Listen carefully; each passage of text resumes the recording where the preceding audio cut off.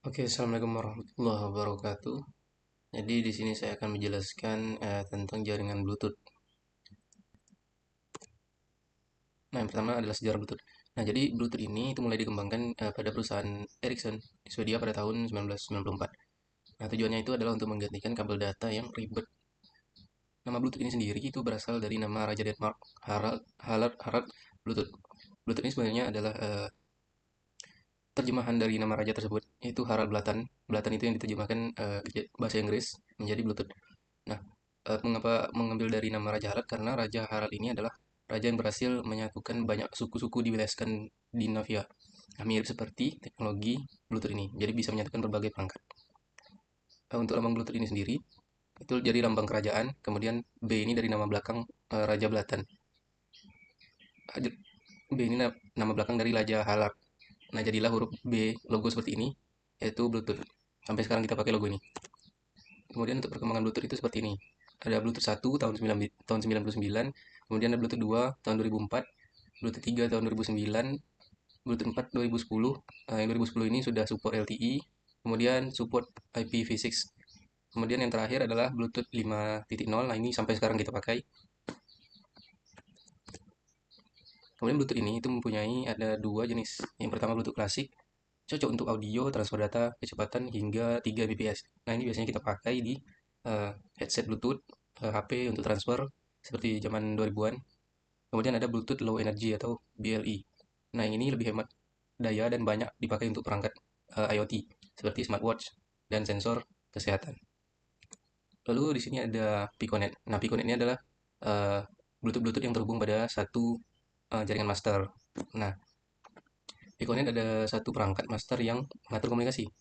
Nah, maksimal 7 perangkat slave yang terhubung. Perangkat slave tidak bisa berkomunikasi langsung satu sama lain. Semua data harus lewat master. Selain aktif, ada juga perangkat-perangkat artinya terhubung tapi sedang tidak aktif dan bisa diaktifkan kapan saja. Nah, contohnya adalah iPhone yang terhubung dengan headset Bluetooth atau keyboard dan mouse Bluetooth ke laptop atau smartwatch yang terhubung ke smartphone. Kemudian ada ScaterNet. ScaterNet ini adalah gabungan beberapa Piconet tadi yang saling terhubung. Ada perangkat bertindak sebagai bridge jembatannya, yaitu master di satu Piconet sekaligus slave di Piconet lain. Jadi slave dan masternya itu malah bergabung menjadi bridge untuk menghubungkan satu Piconet dengan Piconet lain. Fungsi bridge adalah meneruskan data antar Piconet. Oke, baiklah. Di sini saya akan menjelaskan tentang WiMAX. Jadi, WiMAX ini adalah singkatan dari Worldwide Interoperability for Microwave Access. Jadi, secara sederhana, WiMAX adalah teknologi internet nirkabel jarak jauh yang mampu mengirimkan sinyal internet broadband tanpa kabel dan jangkauannya hingga puluhan kilometer. Jadi, WiMAX ini dirancang untuk memberikan akses internet berkecepatan tinggi ke daerah yang sulit dijangkau oleh kabel seperti fiber optik dan atau DSL. Jadi prinsip kerja WiMAX ini kita bisa analogikan seperti kalau WiFi itu seperti jalan setapak di lingkungan rumah, maka WiMAX itu seperti jalan tol yang bisa menghubungkan berbagai kota dengan cepat dan luas jangkauannya.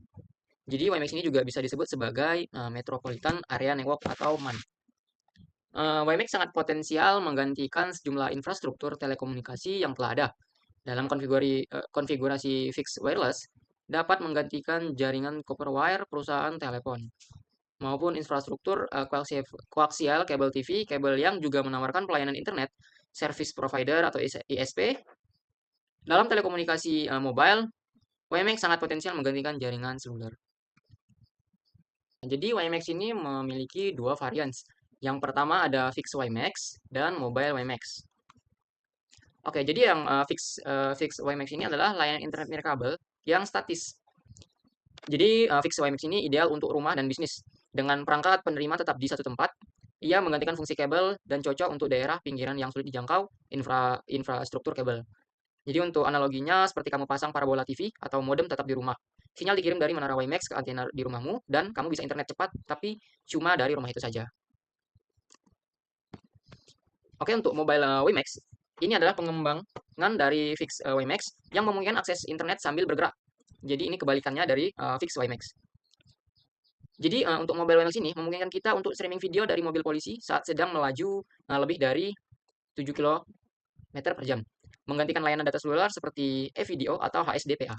Jadi untuk analoginya itu seperti WiFi yang bisa diajak keliling kota, kamu tetap terhubung ke internet walaupun naik mobil, kereta, atau bus dengan sinyal yang tetap stabil. Baik, saya selanjutnya akan menjelaskan bagian 2 tentang WiMAX. Nah, di sini standar yang digunakan WiMAX mengacu pada standar IEE 802.16. Varian dari standar 802.16 ini ialah 802.16, 802.16A, 802.16D, dan E. Nah, varian standar 802.16 yang diadopsi WiMAX untuk penggunaan komunikasi tetap atau Fixed Wireless Access atau FWA adalah 802.16D atau 802.16 2004 yang telah direvisi pada tahun 2004. Ini. Selanjutnya varian yang digunakan untuk komunikasi bergerak atau mobile ialah 802.16E.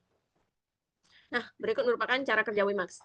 Secara umum, WiMAX terdiri dari 2 bagian, yaitu base station WiMAX dan WiMAX receiver atau disebut juga Customer Premise Equipment atau GPI.